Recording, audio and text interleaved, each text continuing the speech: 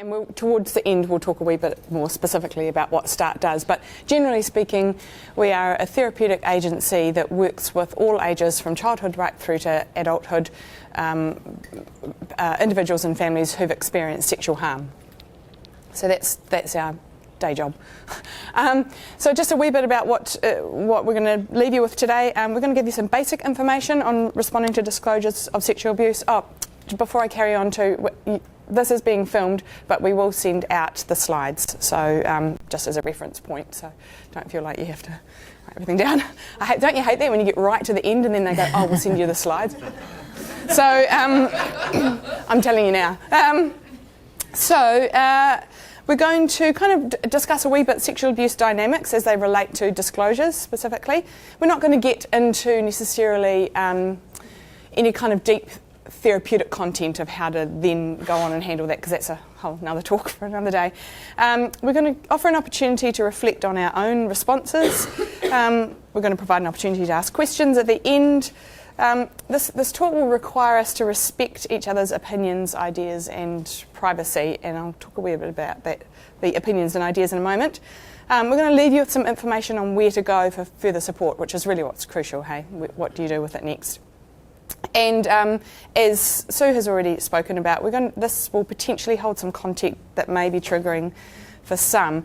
And statistically speaking, there will be people in the room who have either directly or indirectly experienced sexual harm. And that's a reality of this world that we're in, unfortunately. So if this becomes difficult to hear or you need a moment, then just pop out or do what you need to do to take care of yourselves. So I'm just going to talk a wee bit about... does anyone know what that says? Anyone?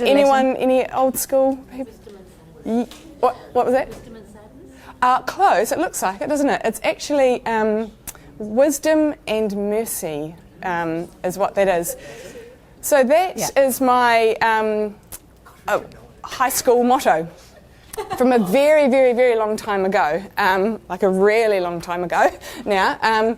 So this was I went to St Catherine's College in Wellington, and this was our motto, wisdom and mercy.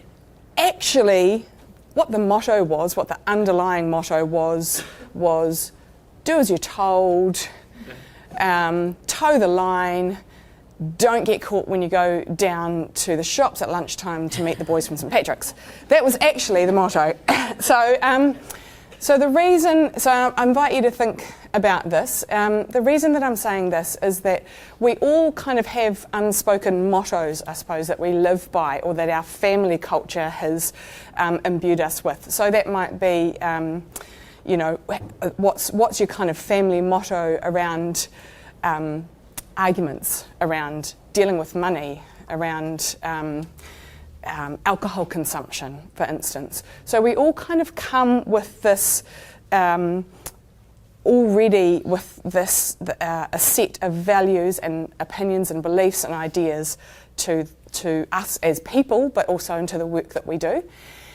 So it's just kind of really important, particularly when we're talking about things of a sexual nature, to be really cognizant of what your stuff is that you bring. And so you've got your professional persona and you've got your personal who you are. How integrated are they, and how much do they play on one another in the work that you do, particularly when you're dealing with stuff of a sexual nature?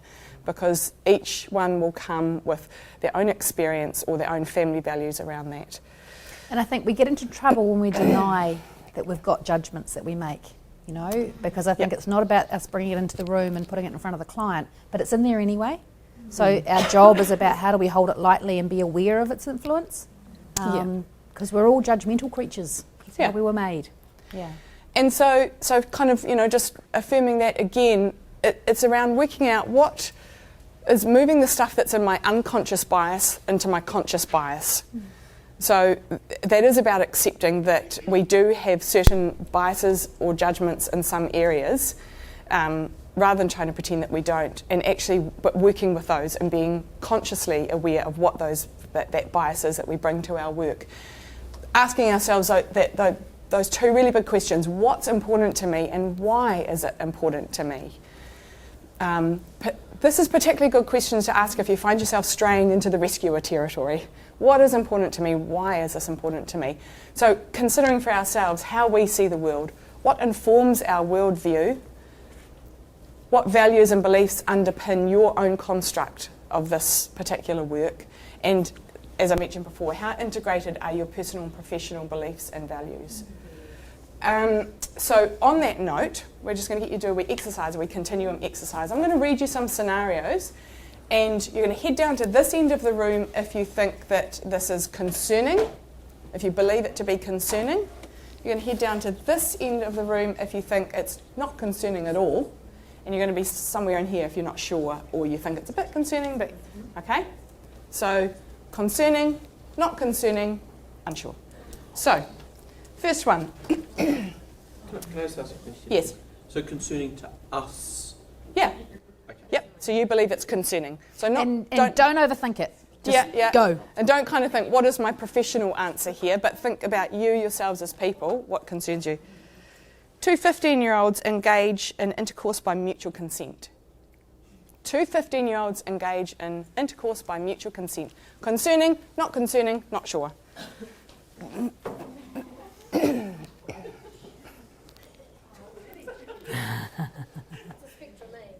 Yeah, absolutely.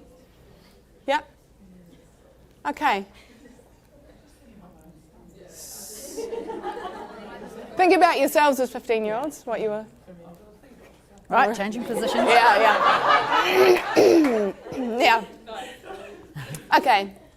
So, can a couple of people down here tell us why you're down here? What's put you in this spot of not concerning? The fact that it's consensual. It's mutual consent. Right? Yeah. Anyone else have anything to say about that? I would say that, but also it's slightly disconcerting because they're so young, so they may not have all the knowledge that they need to be safe. Sure. Yeah. Yep. You guys a little bit unsure, but I think for me it's all about context in terms of that consent can change. yeah. So kind of knowing whether it was something that was agreed between them the whole way, Sure. or maybe she agreed and then she was forced into it. I Yeah. don't know. Yeah. Yeah. Great. How about you guys? What's happening down this end? I've got a 15-year-old son. So it's very personal. Yeah. So you're pressed against the wall down there. Yeah, so it's illegal. And secondly, I think that level of sexual intimacy requires a degree of maturity that I in my experience having, I'm now my third 15-year-old boy, they don't really have the wherewithal to deal with the potential consequences of that at that age. And I'm not just talking about if it's unprotected, there's a subsequent pregnancy and so on. I'm talking about what that does psycho-emotionally. So, yeah, for me, there are a number of reasons why I would be concerned about that, yeah. Okay. So have the opinions or views shared by anyone here caused anyone else in the room to reconsider their position a little bit? If they've heard that. I like you, brother. Take a moment.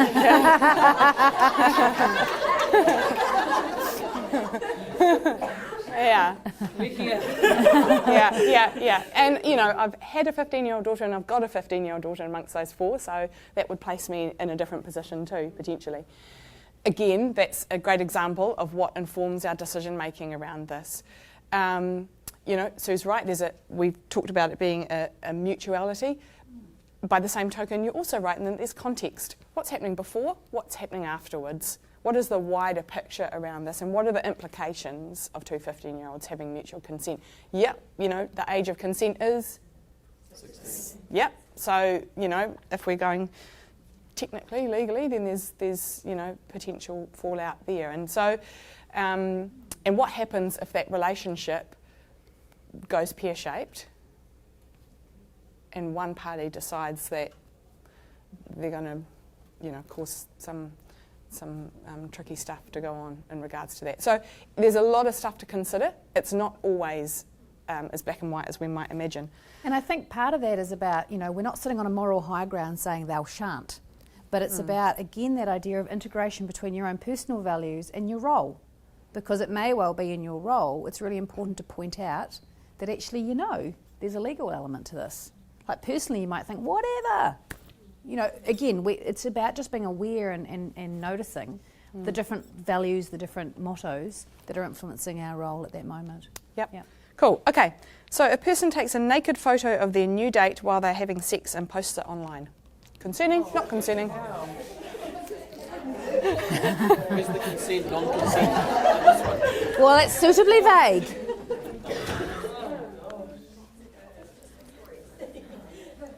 Assuming non-consent. Oh, can't assume. So You can assume? Yeah. Okay. That's fairly clear there. Yeah. So, and the question was asked was, so what wasn't mentioned in that is what role consent played. So a person takes a naked photo of their new date while they're having sex and posts it online. So we made an assumption that they haven't agreed to that. But that's why I asked that. Well, Makes that's a difference. yeah. So essentially everyone's made the assumption that there was no consent around that. Although you could still argue it's a bit concerning even if consent. That's if right. this is a client sitting in front of you. That's right. Age as well. Yep. Yep. Yeah. So age. So there are. So again, you can see. I mean, it is. What does the law say about content online as well? What. Yeah. So fairly clear for you guys, right? A 17-year-old male dates a 16-year-old female. This is his first real girlfriend. They get on really well. However, she constantly pressures him for sex, which he believes he must provide.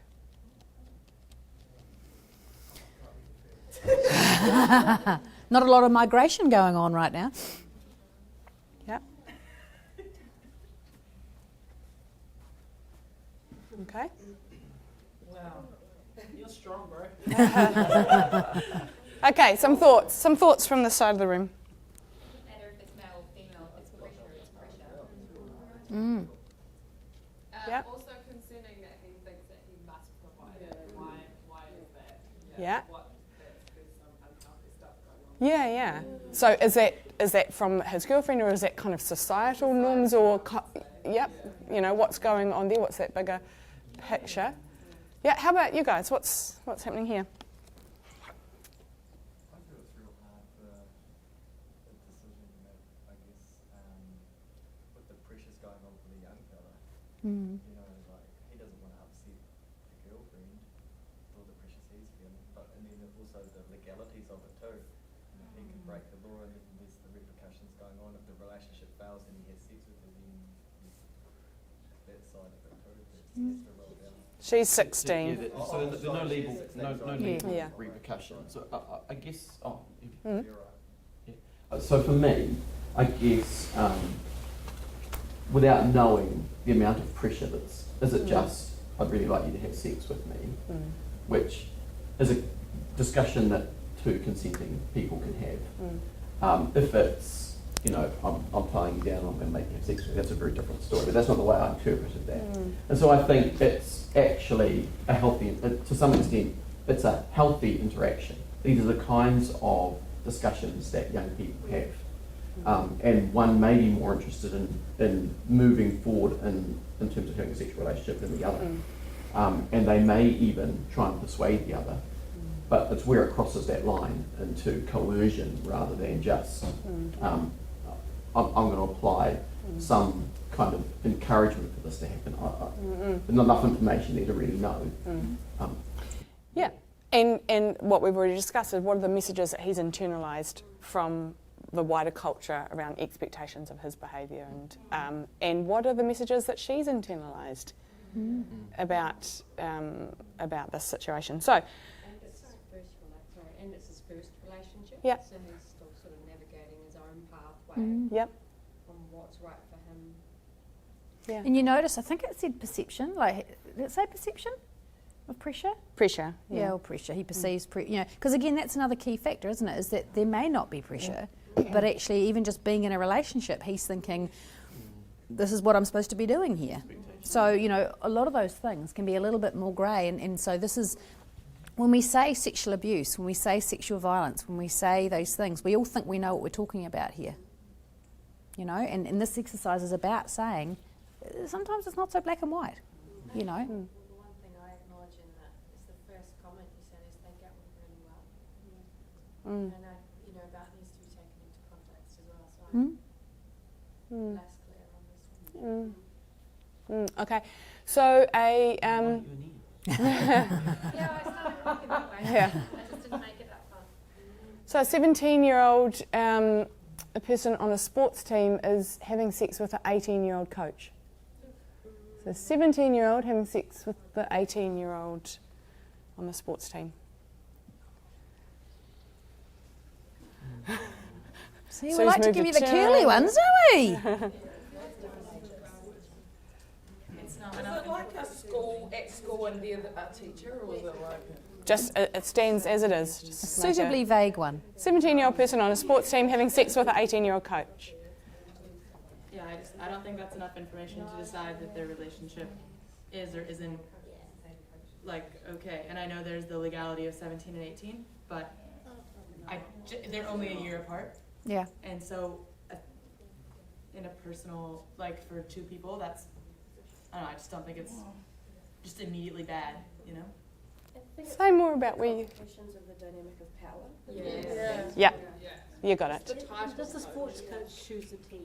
Yeah. Yep. Yeah, yeah. But is it the coach, because it just says a sports coach, it doesn't say the coach of the team that she's on. So I totally thought dynamics of power, boom, and then I went, actually we haven't got enough of the context. It might be a different coach for a different team.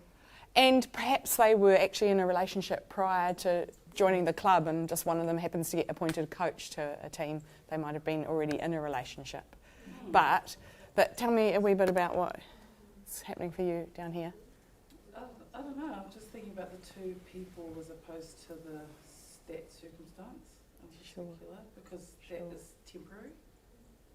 Like you said, they might have already been in a relationship, or that coaching might just be for a certain period of time. But then again, I'm someone who dated my youth leader.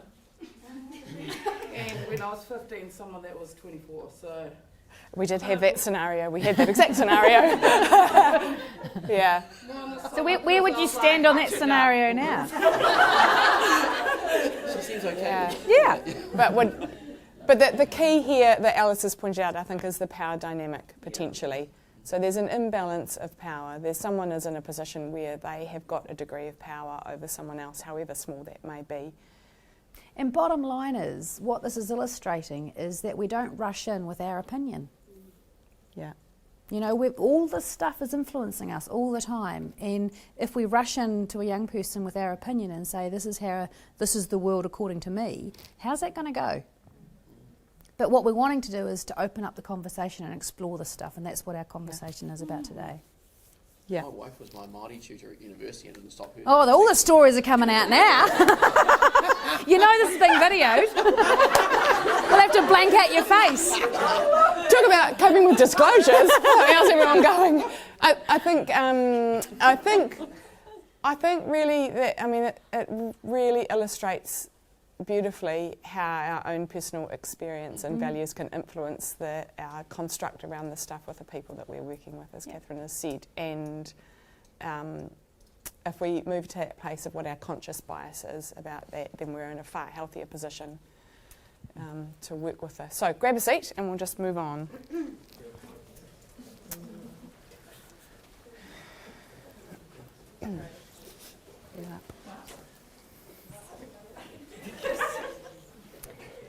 So in terms of some, a snapshot, I mean, clearly this is a really big topic, and, we want people to, I suppose, be aware of the complexities involved with sexual abuse and sexual violence, but we don't want you to be scared of it. And I suppose that's always our balance, is how do we show this topic and the experiences that people have in this area respect, and we don't want to rush in there. We want people who are specialists working with specialist ends. But in actual fact, we're all going to come across people, in fact, we're probably sitting beside someone. As Joe was saying, this is a common thing. So having some knowledge, having some skills around dealing with this topic, not being scared of it, or if you are scared of it, wondering why that is and getting some support around that, means that actually whoever we're dealing, whatever history they're sitting with, we can deal with that, we can support them through that in a human-to-human kind of way. Yeah? So just some basic information around sexual violence. I mean, it's sadly remarkably common. Yeah? So, I mean, these are some numbers: 1 in 4 females, 1 in 7 males. It may well be more. We don't have conclusive numbers Yeah. on this, and if you consider the amount of underreporting that goes on, it's hard to get a definite read on this, but this is the best estimate that we have in this country. And people certainly get concerned about numbers rising, and I think what's happening is people are disclosing more. So in fact, I'm not too fazed by numbers rising, because I think what it's meaning is that we're seeing more of what's always happened. I suppose some of the areas in which they're rising, which is slightly more concerning, might be in that youth arena in terms of some of the stuff that you might well be dealing with. But anyway, so most sexually harmful behaviour, guess what, comes from people we know. You know, that whole idea of stranger danger, of some dodgy person in a trench coat, and we'll know what they look like because dodgy people clearly wear trench coats and look spooky, is going to be the one we have to look out for, is not typically the experience of most people who are going to be sexually harmed in some way. So, you know, about 90% of which are going to be, you know, half of family, half of neighbours, friends, coaches, all of that kind of stuff. Because typically this stuff happens in relationship. Yeah, in terms of people being made to feel comfortable enough or opportunities arising for this sort of stuff to happen. It's ruthlessly democratic. One of the few things it is, you know, because it happens to anyone at any time. And you know, we would say at start, I don't think there's been a school uniform that hasn't walked across our threshold. Because I think there can be a perception that it's something that happens to lower socioeconomic groups, or that's not the case. Yeah. Again, all genders can be both perpetrators, both people who do harm as well as people who experience harm. And I think that is a really uncomfortable thing for people to sit with, because I think we do assume that sexual violence happens to women from men. You know, and that is simply just not the case. And that's a really important thing for us to sit with. So impacts are going to vary in intensity across the lifetime, and what is needed is support at different times across that lifetime. New Zealand has this little quirk of nature called ACC, and ACC covers people who have experienced sexual violence across their lifetime. Now, we're not saying that it's an accident, you don't trip over and accidentally offend against somebody else, but for some reason we've got this opportunity for ACC has a space in their legislation to say that people who have experienced sexual violence can access support across their lifetime. So this works really well, because in actual fact this does not mean that people who experience sexual violence are broken for life. What this means is that these issues are going to need potentially pieces of work, different levels of support at different times in that person's life. And we're pretty unique worldwide in that regard, actually. Absolutely. They used to call it relapses, and you can see why we had a problem with that, because this is not about someone being sorted and then breaking again. It's about this being the normal pattern of healing. So, how am I going to know if a young person has been sexually abused? Wouldn't we like a litmus test? Yeah?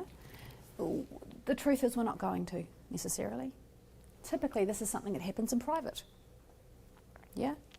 Between two people, and one person's not typically going to be the one who's going to be telling. Yeah? So signs of abuse are not always easy to see, especially when we're not looking for them. And I think that's a really big key factor, because, well, we don't want to be in the space where we're looking for it all the time. Yeah? But we also potentially are in the space where we're not looking for it at all. And we make assumptions around what someone is presenting with. So I suspect in your jobs you're going to come across distressed youths. And we don't want to get to the point where you go, okay, right, sexual abuse. But we want it to be one of the lenses, one of the possible things that you might be thinking about as you start to develop a relationship and talk to that person and create that safety, where if someone's going to disclose, then you're creating an opportunity where they might feel safe enough to do so. Yeah. So we're all going to respond differently to emotional harm, which means we look different.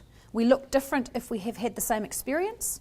I mean, earthquakes, you know, you're sitting at March 15th, you know, when trauma happens, we're all going to respond differently. The assumption is that we don't, that we're all going to notice, that's what you've been through and that's what you're going to do because that's what I felt like. That's just simply not the case. So again, we can make assumptions that, gosh, if they actually were sexually abused, they should look like this. Because that's what I'd assume that looks like, or that's what's on the movies, or that's when I spoke to someone last week, they were sexually abused and that's how they responded. This person might look fine. So again, you can see how, again, some of those judgments, some of those assumptions we make can get in the way of us doing this work. So what this means is if you see a young person's behaviour has changed or they're upset, it's not jump to the conclusion. It's about just slowing down and taking time and checking in with them. You know, having those discussions, those conversations. You're not doing an assessment with a clipboard. You know, what you're doing is having a conversation. Yeah. These are some of the things that are useful to keep in mind that may well indicate, you know, there is some increased risk there. But young bodies heal fast, you know, so even the physical stuff is not necessarily going to be there. And I said there were two people in the room potentially, potentially that's where it happens. One person's not going to tell. The person who it's happening to may not tell either. Why might that be the case? Shame? Could be threats involved. Threats involved? Yeah, why else might someone not tell? They might not even think it's right. That's a really good point. It's a really good point. Isn't this what you do? You know, isn't this just what I expect from a relationship? Or, you know, I did drink, I did wear that skirt. Isn't this kind of just part of the territory that in fact that's what I deserve? And some of those measures are, especially if the grooming has been done particularly well, then there can be those messages of this is normal, this is what people do when they love each other. Yeah, this is what it's expected. The person who's been abused may also really love the person that abused them. Totally. Really good point. That's kind of the whole Michael Jackson confessions, right? Yep. And that's the duality of it, right? So, you know, we see kids who they hold two things in concert. This, I really like this person, they are really fun to be with, they, you know, treat me in a really special way, or we have a lot of laughs, or I get lots of attention, or they're really kind in other ways. At the same time, there's this stuff going on that's yucky and I want it to stop. Kids don't necessarily have the ability to extract those two from each other and look at them separately. They're really enmeshed. Well, adults don't tend to do such a good job of that either. No. Sometimes. And so that's why it's complex, yeah? Because, you know, we see kids who've been harmed by family members and all they want to do is see that family member and hang out with them again.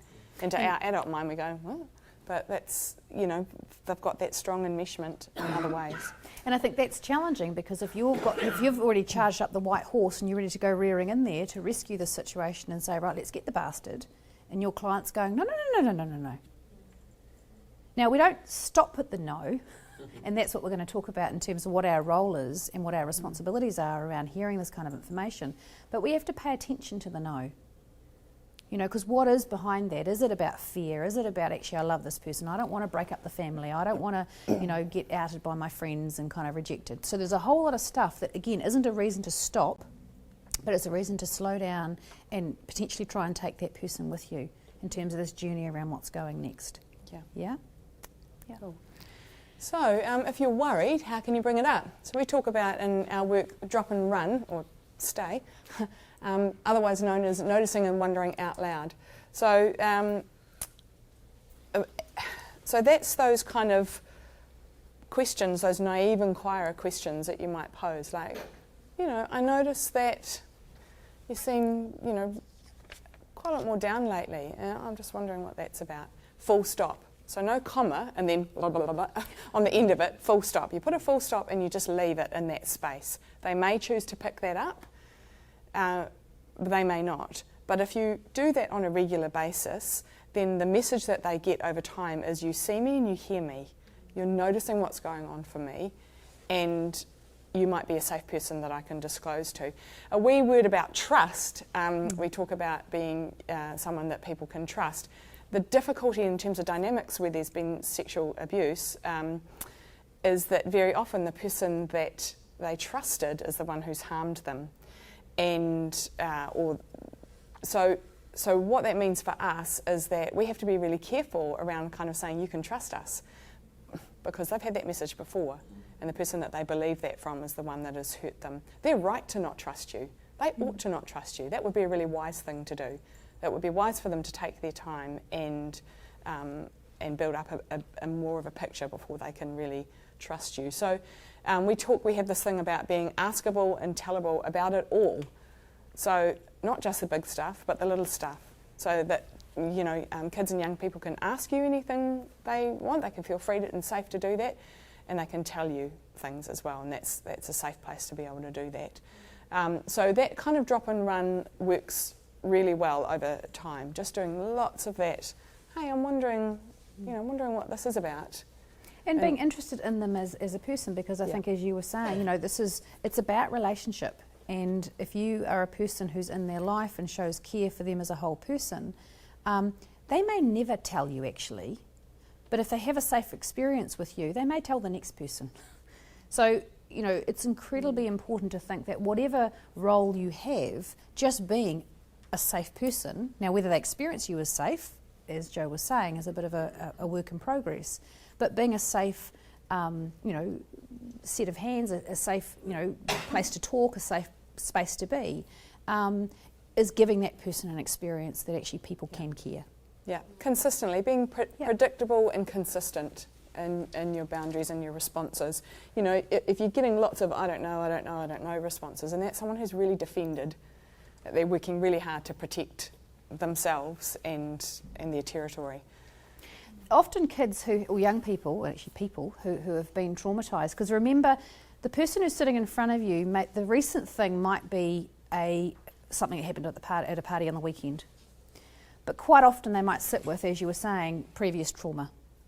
And that can complicate things, as you can imagine, because what they're bringing to that table is a whole lot of lifelong experiences of how they feel about themselves and how other people might treat them. So again, often what we're wanting to do is create an environment where they can tell us anything, but we also want to be really, really transparent about what's going on for us. Now, not, God, I had a fight with my partner last night and I'm feeling like, ooh, but hungover. Clearly, it was not be how you turn up to work. But actually, if you do go, okay, I'm not too sure what to do about that, and you're kind of thinking inside, it's really important to communicate to them that that's actually what's going on. Because often people who've been traumatised are very good at reading the room, because that's been important for survival. Yeah? They're just not necessarily very good interpreters. So if you suddenly look starstruck and kind of like, oh, bloody hell, what am I going to do with this? What might they interpret if they've just disclosed something? I've done something wrong, wind it back up, it's not safe to tell you. So again, really important to say, as you were saying, so, actually, wow, that's so important that you've told me, and actually I'm not too sure where to go with this, but I know who we can ask.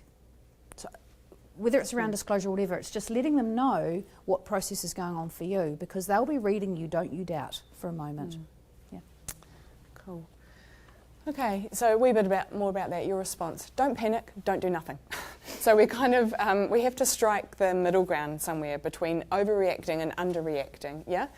And again, I know we hammer on about this, but that will often be informed by your own experiences and your own beliefs around this.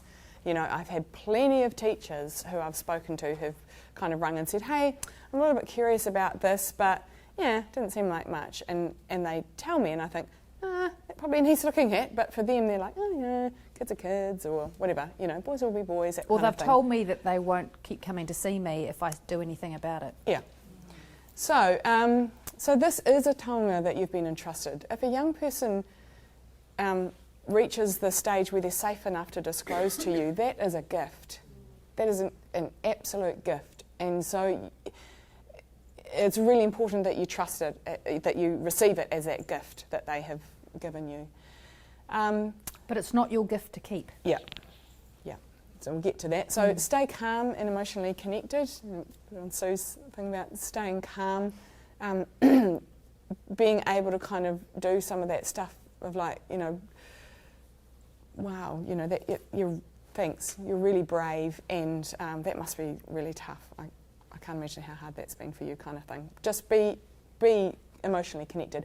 Some containment of your own reaction, again, as Sue has, said. But just having that awareness in your mind of that not panicking or freaking out. This next one's a bit, things have shifted. Sometimes we would say, we have said in the past, believe them, and we talked about believing them. Take what they say seriously is what we kind of say now. So it's not your job to investigate the dynamics of what's gone on there, and so what you're doing is you're taking what they've said really seriously and then deciding you're going to act on that and informing them that you're going to act on that. So, thank them for telling you, don't make promises you can't keep. So that's the, hey, thanks for telling me, I promise you I won't tell anyone. I'll keep that safe to myself. We can't do that, and you mustn't do that. So, also about what you're going to do about it then. Don't overpromise what you can then do, because at that point, at that early stage, without having necessarily all the information and context, you're not able to necessarily accurately predict what's going to happen well into the future. So just be in that moment, receive what they've given you, take it seriously, and make a commitment to act on it in that moment, and then go forward. I mean, in terms of the support systems and how they work, we'll get to that in a minute, but I think a lot of young people have this fear or make this assumption that once they disclose, the next week they're going to be in court. It does not work like that at all. A really small percentage, about 3%, make it to court. And if it does turn into a process that becomes part of the judiciary process, that will be a year or more away. So this is not a quick action kind of thing. But also don't underestimate the fact that even if that's all you did was receive the taonga, that's huge. Because for a lot of our people who come to start, they remember who they told, they remember the reactions of who they told, and that being held and them being respected in that space and them being contained and supported, that's something that helps them through what's going to come next. Yeah, so that is such an important experience, and I think for some of them they've tried to tell before. And no one else might have known they've tried to tell. They might have just tried to say a word or two and then wound back up the truck because they weren't feeling too okay about what someone might have said or someone might have reacted. So the fact that they've trusted you in that's a profound thing to have done for someone and been in their lives. So never underestimate the power of that.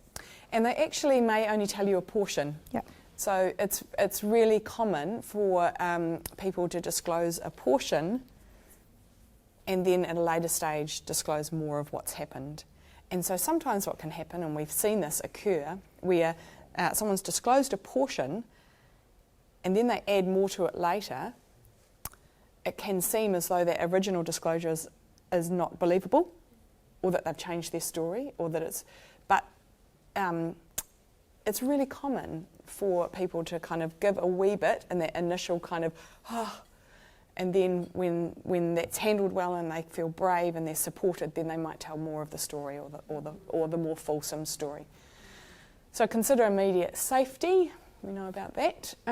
So be familiar with your agency's policies and procedures regarding disclosures and safety.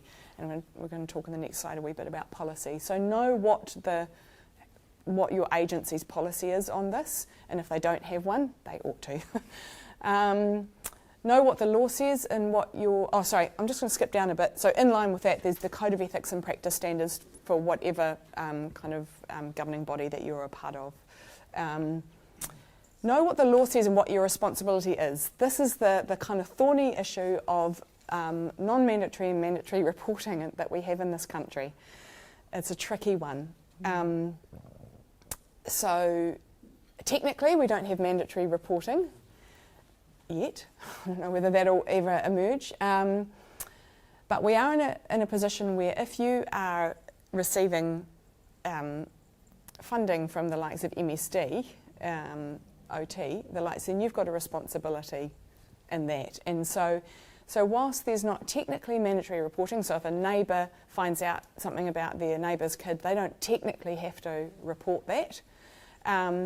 You'll find that your agency, things like schools, that kind of thing, will have some different policies around how they report that information.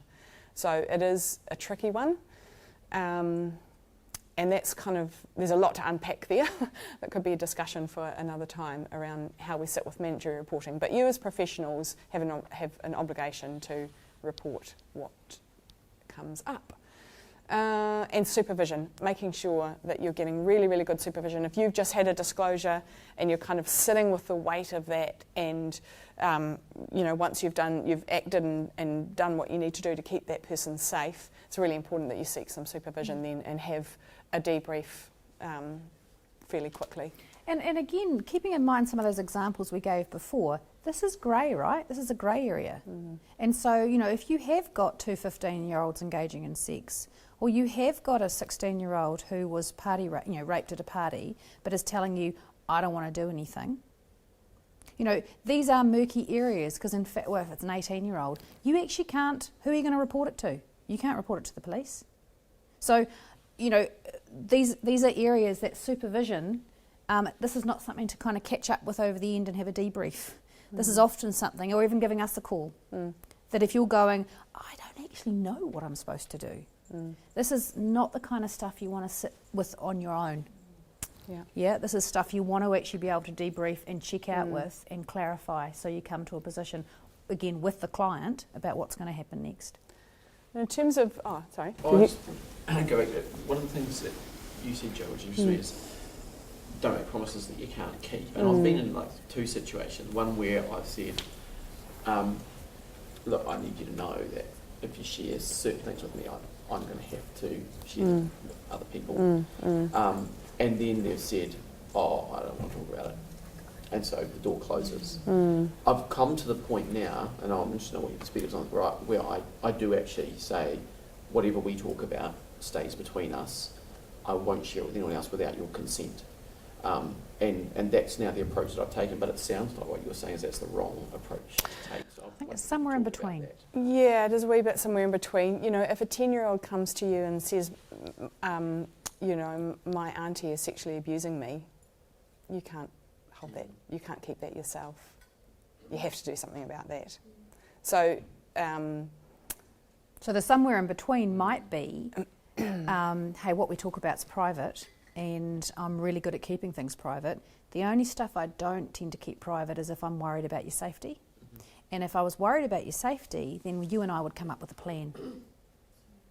And then we'd know what to do about that, because what you're not saying is the only thing I'd do is with your consent, because in fact I might have to break that. Yep. So you're saying this is collaborative, I'm doing this with you, but the bottom line is that your safety is my number one priority. Because the difficulty is when you say, I can't, you know, without your consent, so they say no. If a young person comes and discloses that there's sexual harm going on, and it's still going on, then you're in a position of saying, I need your consent to take it further. And what if they say, well, no, you can't? So you have to balance it. You have to balance your therapeutic relationship with also keeping someone safe and safe from harm. And yeah, it's Are you going to say something? It's tricky. The third thing you have to take into account, totally acknowledge those two things, but the third thing is, will you make it worse for them by reporting? And that's why I love the way OT is changing, wherever OT is, in terms of, I will be happy to have mandatory reporting when I know the reporting won't have brings more implications. safety Yes, and more support, and actually it's not making things worse. Yeah, Because sure. with SIF, I call them SIF, when they swoop in and remove, and then there's no support for the family that's left, and there's no support for the young person, really, because the mechanisms aren't there. But so that's where I think talking with them and saying, how can we keep you safe, but also, how can we stop the perpetrator doing it again? And that's not your responsibility. But at the same time, that's what often motivates people to say, okay, I'll let you share my and just having that discussion so they can see because that's I know necessary. that I don't want this to happen to anyone else. But you don't need to talk them into it. No. It's Sharing information. You're sharing information. And I think I completely agree with you, Sue, about you know, if you know that it's not going to cause greater harm. But I worry slightly if we're all making mini decisions about whether our system is good enough.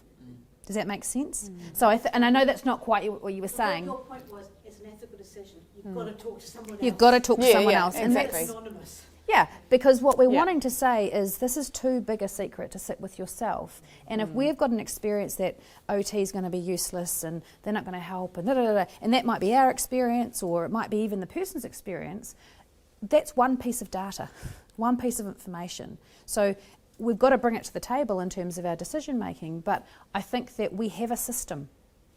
And it's really important as a lone worker out there, if you're going to go, well, I'm going to not use the system around me, which actually might not be perfect, but in fact I can advocate for it to be as protective for clients, or with information and support we can work with this.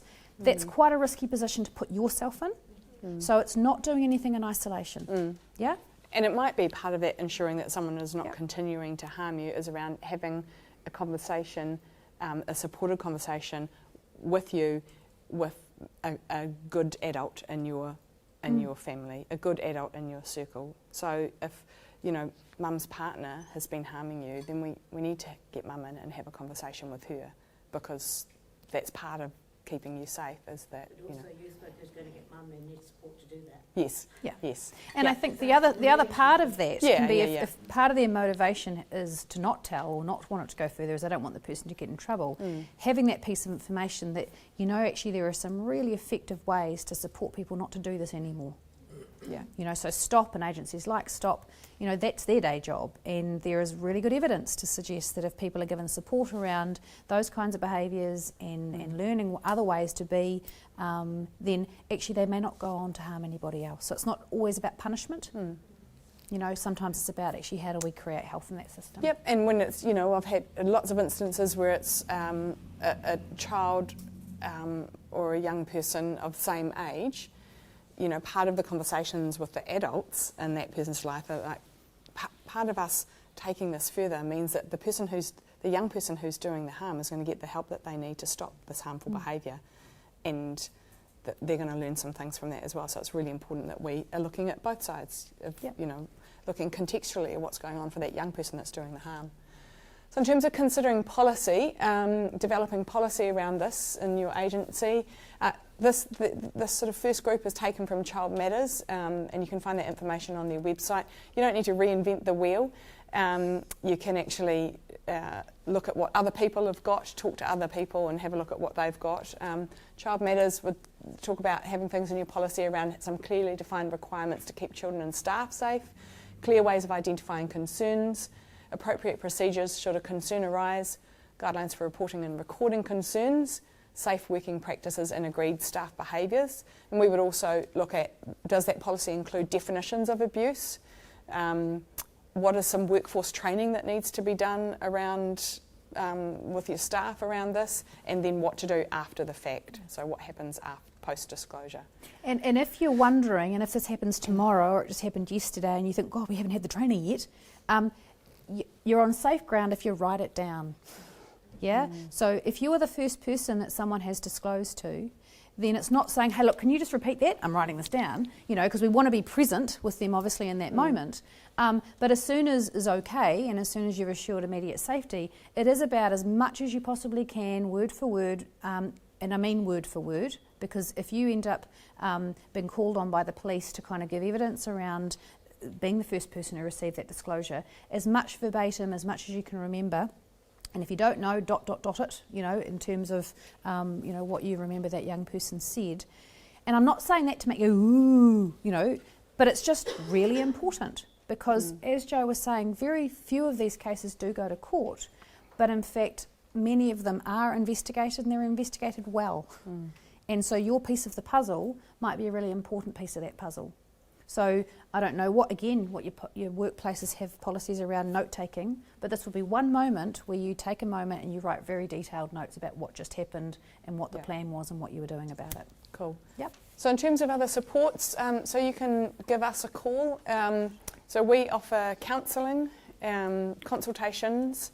So the consults offer anyone, so any member of the public, any professionals working in this space, school teachers, public health nurses, whatever, anyone to ring and go, this has happened, what do you think I need to do next? Or this has happened, I'm not sure if I need to act on this, or is this concerning behaviour? Yeah, so we offer consultations, counselling, we do community education, and we do, what's the other thing that we do? Oh, group work, we do group work. We've got a parent group that we run for parents and caregivers whose kids have experienced sexual abuse or sexual assault.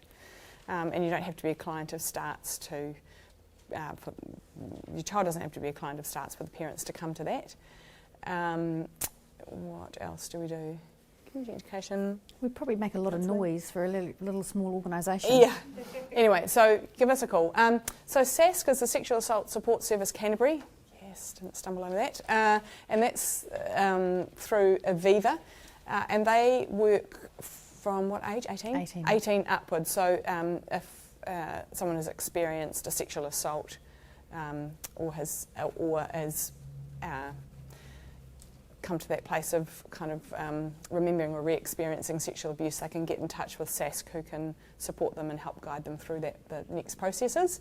Safe to Talk is a really great resource. And just to jump on that, you know, I think you had the rape crisis number up. Yes. On your, this is probably a more relevant number for Christchurch, Yeah. or the Safe to Talk, which Joe's going to talk about. So this is the Christchurch version of rape crisis, because we don't have one here. Yeah, so Safe to Talk's a really excellent resource that we have now. It was piloted in Christchurch and then rolled out nationwide last year. So that's that has a free phone number. It's got there's live web chat. There's a free phone number and a free text number, and it's for anyone who is impacted by sexual harm. The really interesting thing about this line is that it's for people who've experienced sexual harm, and it's also for people who are having thoughts about harming someone sexually. So we can kind of go around that stuff, but actually it's really super important that there are places and spaces for those people to go where they can get support if they're saying, I need help with this. Because if we continually kind of put them over there and go perpetrator, then the likelihood of people coming forward and saying, I'm really struggling in this area and I'm having sexual thoughts about children, I need some help, is low. So to have something like that is really a vital resource. It's 24/7, which is great. Also, it's free and it's manned by trained counsellors. So it's not really designed to be your weekly counselling session, because you'd get a different person probably every time you rang, but it is there as a really excellent resource. ACC, as Catherine has talked about, that funds counselling for people who've experienced sexual harm, and that's the website that takes you to the list of all those therapists in Christchurch who are ACC accredited. These slides will go out so you get them. The police, we have the adult sexual assault team here that again work with 18 upwards, so someone with support can go into a police station and make a statement. And that can be about a recent event or about a historic event. We've got a great we're really fortunate in Christchurch. We've got a great team that work with adults and with kids that are really do this work. And they're very encouraging of people to make statements. So I think in the past it might have been, you know, unless you've got kind of you coming and bleeding and we can tell it's just happened, they're very much, okay, if you've got an historical claim, you know, experience, come and tell us about it and we'll work out together what we're going to do about it. Yeah. So we've had the police turn up and have interviews with clients at start, and it doesn't go any further. But that experience of telling a police officer and being believed and it kind of being noted down and recorded has been enough for that client to go, actually, I know at least now that's intel, that if they need to know that and it's important for someone else that they've got it, but also, you know, I was believed. So they can have more flexible responses. Sorry? I would like to ask a question. Yep, you can tell me the last question. The police, do they have to give names of the perpetrators? They would. I mean, I think, well, I suppose if they want to just have the experience, I mean, of just telling someone, but I would assume that they would need to tell, you know, because obviously the police, if you want them to, we're going to have to investigate that. Yeah. I'm going to come back to the child protection team in a minute, because that's a bit more of a convo about that. So male survivors, that's a peer response for males who've experienced sexual harm, and so they have social work support. I think Paul was meant to be here for the panel this afternoon, but unable to make it. And they No, just interrupt there. Of course, if they don't know, that's part of the police's job that they'll be investigating. So sorry, if they know, then it would be saying, but otherwise it would be up to the police to investigate. Yeah. So yeah, male survivors, and they do peer group support as well. Te Puna Oranga, a kaupapa Māori service for people who've experienced sexual harm. You don't have to be Māori to go there, but they work to a kaupapa Māori model. So that's them. We don't, unfortunately, have any dedicated specific Pacifica service, unfortunately. So that's a bit of a gap. Cambridge Clinic is, you can probably say a bit about that, sorry, but Cambridge Clinic is a medical clinic where they'll do a full wellbeing check as well as physical examinations where there's been sexual harm. But I put CDHB up there because they work with the little kids. So if it's wee kids, they'll go there. What age did Cambridge Clinic go from? Can you recall? I think puberty on? Yeah, that's about 12 maybe, I think, is it? I think if they're under 12, it's CDHB over that Cambridge clinic. So they're really great there, great doctors who do that work. Yep. I don't know if this is useful. I know that ACC work in that space as well. One of our responders is a trained physio in sexual health, where there's been So ACC is part of, so once someone's engaged in ACC counselling, part of the kind of rehabilitation is it can be access to things like OTs and physios and that kind of thing. That's part of that package that happens for their ongoing health. And will also be involved with the Cambridge clinic. So they are the volunteers who may well sit with someone who's disclosed or had a recent assault. And if it's recent, that's really important because that's forensic. Physical evidence, yeah. So if they're determined to tell the police and they want evidence, then it's really important they go to Cambridge Clinic early on. Yeah, and kids, you know, or young people, when they, as Catherine mentioned earlier, that often young people's bodies heal relatively quickly, and so there may not be physical evidence, but what we often see, and they provide a really great service there, is that we get young people coming in that think that they're broken down there because of what's happened. They're upset that there might be implications or what have you, and they're really great at Cambridge Clinic at being able to kind of really reassure them, do a medical exam, do a full kind of health and well-being check, and go, actually, you're okay. Your body's okay. So sometimes it can be really reassuring. So STOP are the ones who work with people who are engaging in some concerning or harmful sexual behaviour. So Or reactive. To young kids. Reactive sexual behaviour. And oranga tamariki.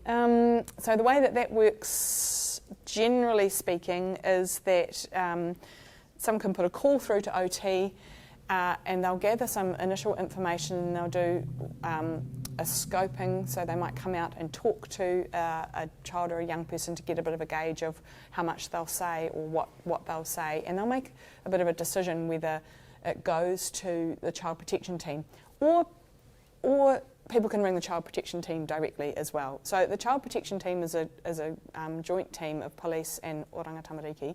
They're not in a police station. Cops don't wear uniforms.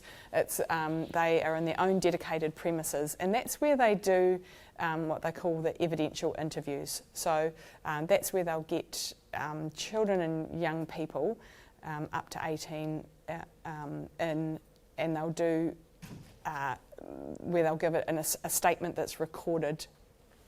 And it's called an evidential interview because if it does end up going to court, that becomes evidence in that court case. And so they're all specialists trained in interviewing techniques with children and young people. So they're a really great team. We're really fortunate here in Canterbury to have a great team with the ASA and also the Child Protection team, a really fantastic team and really sensitive. They don't... it can be a bit of a scary process, obviously, and kids can feel really apprehensive about giving that statement. They never push kids past what they feel comfortable to say. So we might, we'll often hear that kids will go in and they'll get in there and just, that's it, they won't say anymore, and they don't ever push it. Or if they're interviewing a child and that child becomes really distressed, then they'll just stop it, they'll call time on that, and they might get them back in another time. They don't always necessarily even have to say what the area is. They'll have a picture and they can point to the areas on bodies and things like that. So they are a really good team. So I was going to put Macca's, but I thought it'd be healthy. So just anything that you guys are left sitting with at the moment. It's fairly weighty. Did you have a question? I did. Yes. Really specific, circumstantial question. Okay. So if there are two minors, and one coerces the other. What is the protocol? Because somebody at one point told me that's what happened, but in my past, but we were both minors, so they can't be, Sure. So in terms of kind of consequences, what becomes of that? Yeah. So often when it's child on child, it won't.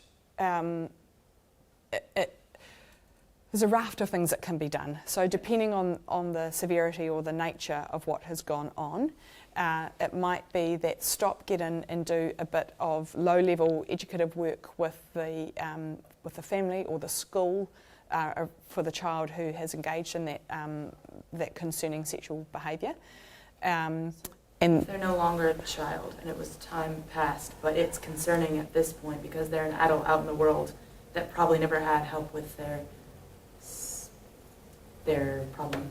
Sure. There's no time limit, like as opposed to America where there is a, what's it called, statute of limitations? Yeah, There's we no don't statute have of that limitations here. Don't have that. So that person could go to the police if they wanted to and make a statement. Yeah. And, again, I don't know necessarily the direct pathway that would follow, but that person would certainly then still be part of a conversation about what might need to happen. But you're concerned about the person who did the harm Yes. and them being kind of out there in the world. And the person who was harmed has gone to the police. And the police said you were both minors. So, which I find really shocking, to be honest. And after being told this story, like, I'm still left with the concern about the person who's out there who Has engaged in the harm. Because they were 15, the other person was 7. So it's very concerning, no? That doesn't sound as though something that the police, I mean, I'm not, because clearly that was that person's experience. That certainly doesn't sound like something the child protection team would say, because certainly both being minors has nothing to do with anything. Right. Because when there's that much of an age difference, even if they're both 10-year-olds, and there's coercion involved, that still makes it, a not okay experience. And so I think maybe just maybe to support them to say, look, we can actually go and talk to them again. And if you didn't feel like you got a good response the first time, if you want to, we can actually ask those questions and get some more information. So maybe not challenge them, but there might be some advocacy that happens where you go, look, let's have another crack at that, because it sounds like that wasn't quite and it's the response that we might want. Yeah. Okay, cool. Thank you. If in doubt, ask. Ask again. Be a squeaky wheel. I've never been to this kind of training before. And when we were doing that activity, I was so dismissive about being 12 dating my 19-year-old youth leader, and being 15 with a 24-year-old boyfriend. And then after this, I'm like, that probably, because I looked a lot older. Like when I was 12, people used to ask me how many kids I've got.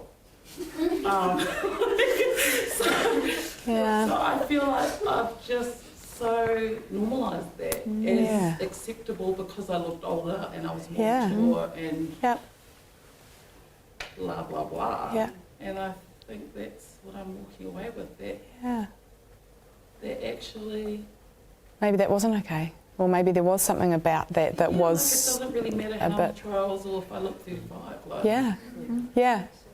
I just, I'm just thinking, like, that's what I've been thinking about the whole time as the slides are going through. I'm like, oh, shit, that's me. But the interesting thing to think about, and that might sit with you and be a bit uncomfortable and kind of, over the next wee while, work you through and you find some sense of that and make sense of that. If people are sitting with information and they go, actually, no, I'm not making sense of that, that's sitting uncomfortably with me, that's where the ACC system has its place, because we've been talking about an evidential process and the police process. ACC don't require that. So if in 10 years' time, you sat there and went, actually, no, that's still sitting uncomfortably with me, I wouldn't mind talking that through with someone. You can phone up an ACC therapist and that's actually your right for the rest of your life. Doesn't matter if it never went to court, doesn't matter if the person was never named. You are always eligible for some support if you experienced that incident or incidents as being uncomfortable or abusive. I think I was just more thinking that I'm comfortable with how this is played out. However, I'm uncomfortable with the fact that that may have impacted my unconscious bias. Well, we don't know what we don't know, I fully stood on this side like, I'm all good, but that is really oversimplified. And that's what I'm uncomfortable with. But that's great. And what we actually need to do is lean into that discomfort. Because by leaning into that discomfort, then we're asking ourselves those questions around, how is this informing who I am in my work, who I am? Because if we kind of go, oh, that was a bit freaky. I just touched a place that I kind of was a bit uncomfortable with, so I'm just going to go and move away from that. What we, in order to kind of grow and progress forward within ourselves and within our work, is to actually lean into that discomfort and ask ourselves those hard questions. Why do I feel this way about it? How come I sat with some discomfort? What was that about for me? And how does that influence who I am in my practice? So, I mean, they're hard questions to ask, but they're really good questions to ask, hey? And really, they're really meaty things. Get some good supervision, that kind of thing too. And I suppose for me, Great. a pleasure, and thanks for being so open about that. Yeah. And I think for me, I remember a talk I went to, I did a talk with some family court judges, and the best feedback I've ever got from a talk was this guy said, you've made me feel really uncomfortable. And I went, well, good. I mean, it was, in the context, because actually I can't now forget what I've heard. I'm now left with some stuff, and I said, well, here's hoping it stays uncomfortable until you're able to kind of maybe learn some new things or do some things a little bit differently, because I think we often come away from talks and go, oh, well, as Joe's saying, it's another piece of information to slot away with all the other bits that we know. What motivates us to change is sometimes that discomfort.